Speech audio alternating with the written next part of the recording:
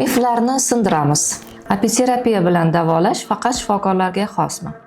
Ha, albatta. Bu soha bilan tibbiy bilimga ega bo'lgan mutaxassis shug'ullanishi kerak. Chunki vaqtida ko'rsatilmagan tez tibbiy yordam bemorni yomon oqibatlarga olib kelishi mumkin. Esinglarda bo'lsa, golf maydonida bir milliarderni tilini asalari chaqib olganligi uchun shu inson nobud bo'lgan. Agar mana shu insonga o'z vaqtida tez tibbiy yordam ko'rsatilganda edi, insonni hayoti qutqarib qolish mumkin edi.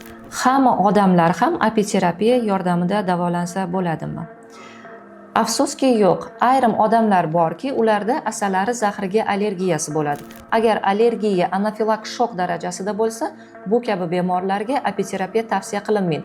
Lekin bu bemorlar juda ham ozchilikni tashkil qiladi. Agar sizda asalari zahriga allergiyangiz bor yoki yo'qligini bilmoqchi bo'lsangiz, bizni ko'ruvimizga keling. Necha kunda foydasini ko'raman?